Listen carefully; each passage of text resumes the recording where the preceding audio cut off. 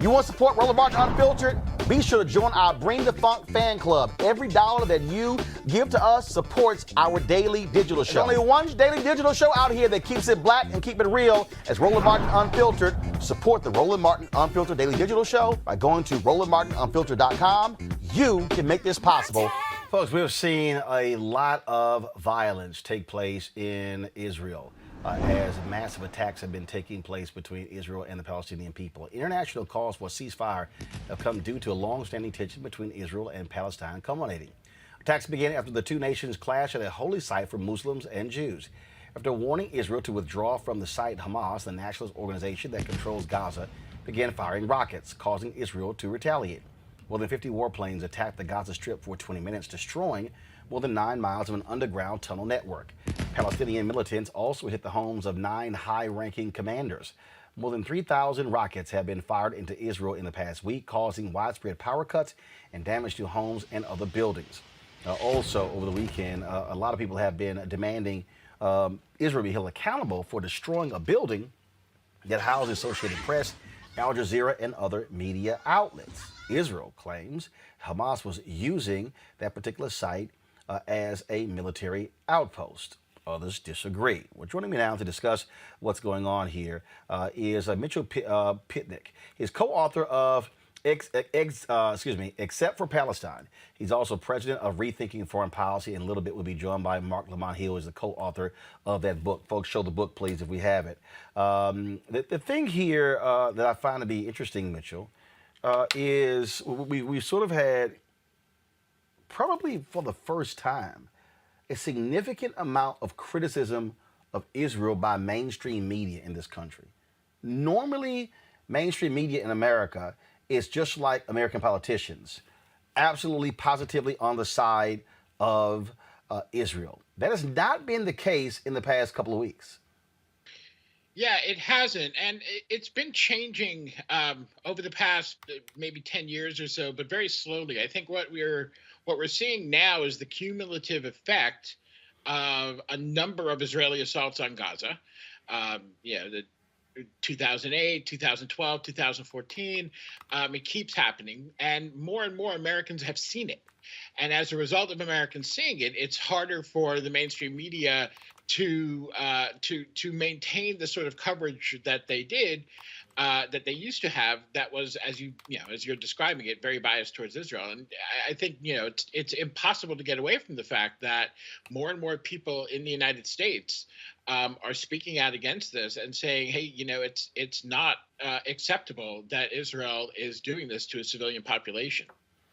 Now, the thing that is interesting here is that Israel's position is consistently, we're defending ourselves, were it not for rockets being fired, then we would not have to retaliate.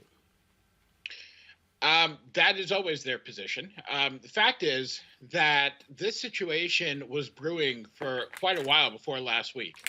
It stems from really two different things. Israel has been trying to displace a bunch of Palestinian families from the East Jerusalem neighborhood of Sheikh Jarrah. And that caused a lot of unrest. But also, Israel was impeding access to holy sites in Jerusalem during the month of Ramadan. And that really was inflaming tensions very badly. And eventually, they got to the point where Israel was actually firing weapons inside the mosque on the Temple Mount. And that set off, that's when Hamas said either the police presence is reduced or we're going to fire rockets. And they did, in fact, fire some rockets at Jerusalem, and all of this came up. It's also, I think, really important to remember that when we talk about self-defense doesn't mean you can do whatever you want. Self-defense for Israel is largely composed of the Iron Dome system. We hear about all of these rockets flying out of Gaza. Most of them never reach their targets, either because they're very poorly made. They're kind of knocked together. They're not very up to date technologically, but also because Israel's Iron Dome system knocks down these missiles, and that's great. I mean, protecting civilians is what should be done. It's a problem because only one side can do that, and then when the side that can do that is laying an all-out assault on on civilian targets in Gaza. And I think it's really, really important to note that last week an Israeli, a spokesman for the Israel Defense Forces actually said, we're making Gaza shake. We're not trying to launch pinpoint attacks. That was the IDF's own spokesperson. Now, he said this in Hebrew, so it didn't get any coverage outside of Israel. But that's, I think, a very, very important point that people need to know. So, this claim of self-defense is just completely hollow. It just isn't so. Joining us right now is Marc Lamont Hill. He is the Mitchell's co-author of the book, Except for Palestine, The Limits of Progressive Politics. Marc, it's been very interesting reading a lot of the different comments and the number of African Americans who are very much siding with the Palestinians on this issue. That has long been an issue, in this country. Explain to folks who don't quite understand this relationship that has always existed between African Americans and the Palestinian people. Well, it's a great question, Roland. It's always good to see you. I would say that relationship really came into focus in 1967 and slightly earlier in the 1954s, in 1954, 1955, after the Bandung Conference. For a long time in the early part of the 20th century, many black leaders were allied with Jews around the diaspora in their quest to create a state of Israel. If you think about W.E.B. Du Bois, who writes a really important essay or article on the case for Israel, essentially is the article he's writing, or Case for the Jews. When you think about Marcus Garvey and all these other leaders, what they saw was a dispossessed people, a hated people, Jews around the world who were being harassed, who were a minority, who were not being treated with dignity, humanity, etc. And he saw them decide to create their own land. And so for people like Garvey, it was like, oh, wait a minute, there's a possibility here. For people who are racial minorities, there are people who have been minoritized, there are people who have been hated, people being killed, and to create their own thing, that's a model for us. And so the idea of a black Zion was appealing to them. You also had the fact that many Jewish Americans were siding with black folk, working with the Niagara movement, working with the NAACP, standing with Dr. King, etc. And so we had a kind of intimacy that came from on the ground politics, as well as a kind of grand vision of what a freedom dream could look like when you take your stuff and go somewhere else. And so many black people sided with that. But the problem was, as time went on and we understood more, we began to realize that what was happening wasn't just a project of liberation. It wasn't just an Exodus story, but it was a story of settler colonialism, a story of displacement and dislocation and colonial violence. And you began to see that in the Bandung Conference when you saw brown and black people say, hey, wait a minute, we got to come together. You saw it when Malcolm X writes a letter in September of 1964 called On Zionist Logic. You saw it when SNCC, after the Six-Day War of 1967, when Israel defeats the neighboring, Syria, Jordan, Egypt, when you see that, when you see the kind of response to that, you saw SNCC write in their summer newsletter, right, about neocolonialism. You saw Ethel Minor in particular write a Q&A saying, look, this is wrong. Malcolm X was, before he passed away, was speaking out. Dr. King in '68, when he wrote a letter back to the Prime Minister saying he wasn't going to go back to the Holy Land, and he had some concerns about East Jerusalem. He said, I don't think they're ever giving that back. He didn't want to be associated with the violence of the state. So you began to see the pivot, really in the 1950s, but certainly the 1960s, of black folks saying, hey, wait a minute. And then when you talk about diasporically, for example, black folk in South Africa, Africans in South Africa said, look, we know what apartheid looks like. And so that is why when Nelson Mandela came home and they did that big interview and they said, why are you siding with the PLO? Why are you standing next to Palestinians? He said, y'all ain't gonna tell me who my enemies are. Y'all ain't gonna tell me who my friends are. We stand with the Palestinian people, but also they stood with us. Desmond Tutu has done that. So that relationship is about understanding what racism looks like, what state violence looks like, what marginalization looks like, what displacement and dislocation looks like. And so today, when black folks stand with Palestinians, they're standing on the side of right, and they're standing on a tradition of black folk loving freedom. Mitchell, one of the things that as Marc was talking, I thought about, the vicious criticism that President Jimmy Carter received when he wrote his particular book, Palestine, Peace, Not Apartheid.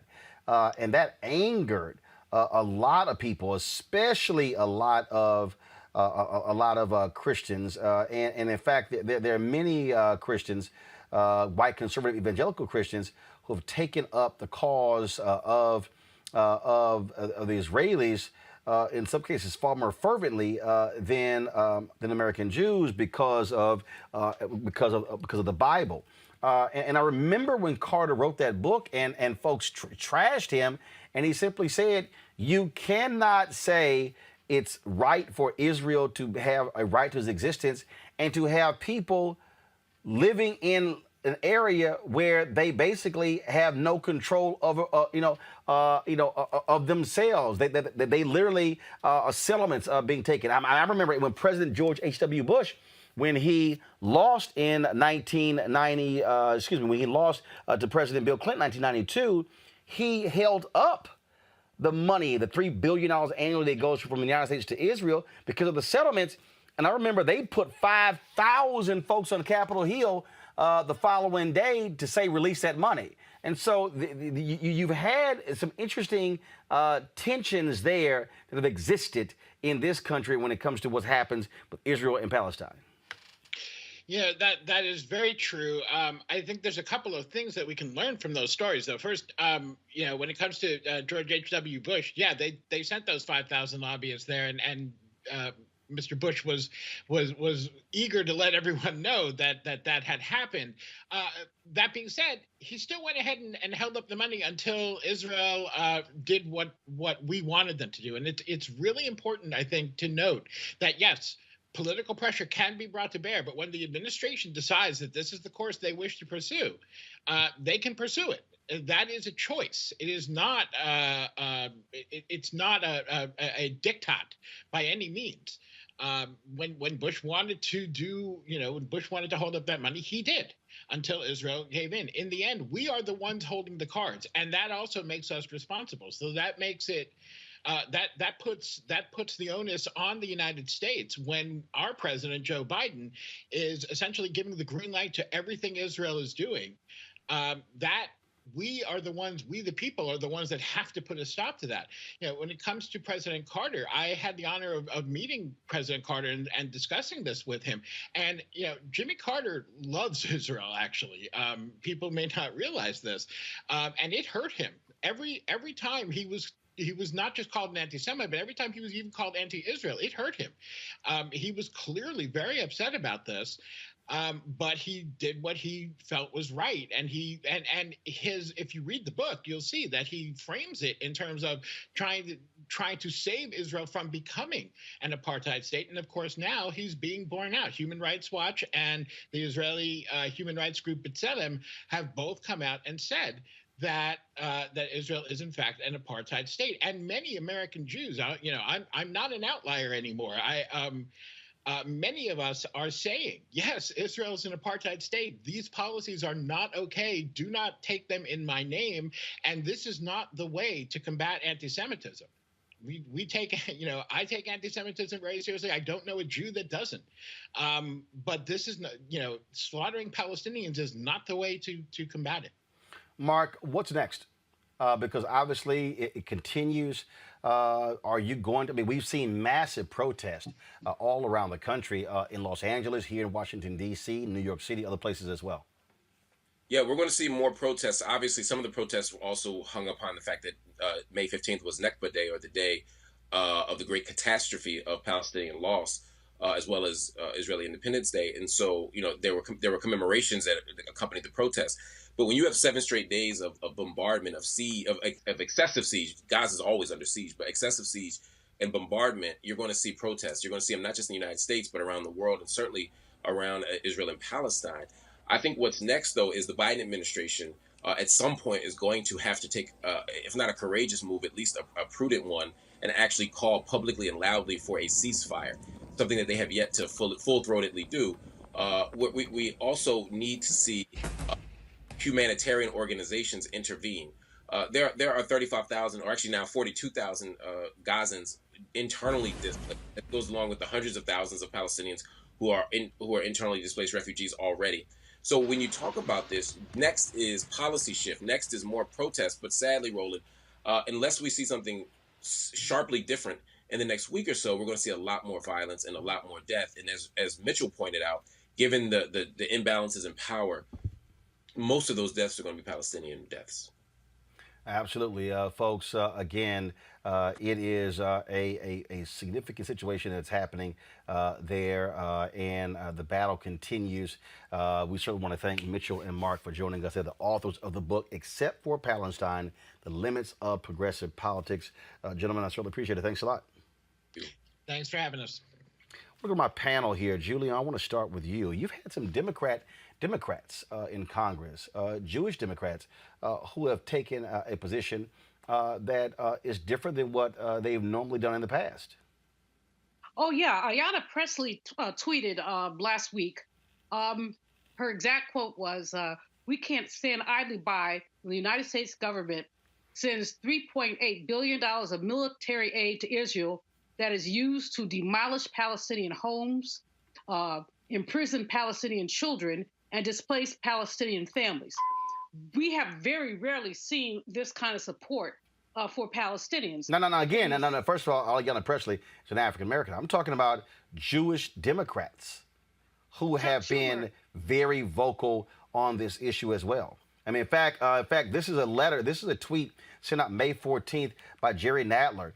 The Biden administration can and should do more to stop the pain and suffering of Israelis and Palestinians. I led a group of Jewish members on a letter to POTUS urging immediate de-escalation and diplomatic engagement. Schumer is okay. Go ahead. Chuck Schumer and 20 other senators have called for a ceasefire. That's highly unusual. I mean, but it's ridiculous. As your previous guest said, 10 Palestinians have died. 10 Israelis have died. Over 200 Palestinians have died, and the numbers are growing. This just makes no sense at all. And I don't understand. President Biden spoke to Netanyahu today. I don't understand why he has, after that, not called for a ceasefire. It doesn't work to say we're just going to stay out of this and see how it plays itself out. Right. Because we know how it's going to play itself out. There are going to be more deaths. Teresa, this is a protest here in London. Some 100,000 people took to the streets there. As I said, we've seen protests all across the United States as well. And Israel is losing the PR war, but they don't care. No, they don't. Teresa? Oh, I'm sorry, that was for me. Yes, they don't care. So over the weekend, actually in Philadelphia, we've had some rallies and protests as well. And when I tell you the PR for Israel has literally went out the door, there were passionate stories that were happening just all across. And again, being here with our own issues here in the city of Philadelphia, gun violence and the sort. But when we are talking about international issues, it was, people coming from Bucks County and different surrounding counties.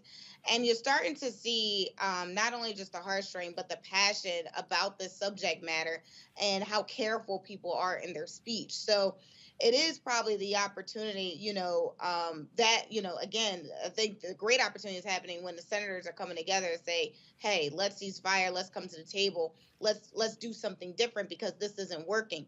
Because I think if we wait for the end results to happen, it's not going to be in the favor of where we need it to be in. This is video here, Abe, of a big protest in Patterson, New Jersey. Wow. It is wonderful to see people once again raising their voice, using their First Amendment rights here to protest what they find to be unconscionable and very disturbing and deadly attacks on the Palestinian people. I think one of the things that may be moving into the reason why we're beginning to see less of a staunchly, just blindly pro-Israel approach with regards to the American media, as well as with some politicians on Capitol Hill, is that there, I believe, is some very broad recognition of the fact that Benjamin Netanyahu is a very, very right-wing politician. People understand that he is an extremely right-wing person who is very dangerous and deadly in terms of his behavior, and beginning and the fact that this, as was mentioned previously, is not an isolated incident. This is an ongoing series of incidents that we have seen over the years. I think those two things together have put people in a position where they can finally say, it's time for us to sort of take our heads out of the sand and really look critically at what's going on here. And when you do that, and you see not only the disparities in death, but the disparities in the number of children, Palestinian children that have been killed, you see the media being targeted, you see all of these things happening that under any other circumstances, Americans would be, you know, the American government would overtly say is wrong, but they're holding themselves back right now because of this dynamic. I think a lot of politicians are saying, finally, it's time for us to speak up. All right, folks, back to our Roland Martin Unfiltered video in just one moment. It's time to be smart. When we control our institutions, we win. This is the most important news show on television of any racial background. Y'all put $2, $3, $4, $5, $10, $15, $20, $30 on this and keep this going. What you've done, Roland, since this crisis came out in full bloom. Anybody watching this, tell your friends. Go back and look at the last 2 weeks, especially of Roland Martin Unfiltered. I mean, hell, go back and look at the last 2 days. You've had sitting United States senators today, Klobuchar and Harris. Whatever you have that you can bring to Roland Martin Unfiltered to support it, please do, because this information may literally save your life. Watch Roland Martin Unfiltered daily at 6 p.m. Eastern on YouTube, Facebook, or Periscope, or go to RolandMartinUnfiltered.com. Support the Roland Martin Unfiltered Daily Digital Show by going to RolandMartinUnfiltered.com. Our goal is to get 20,000 of our fans contributing $50 each for the whole year. You can make this possible. RolandMartinUnfiltered.com.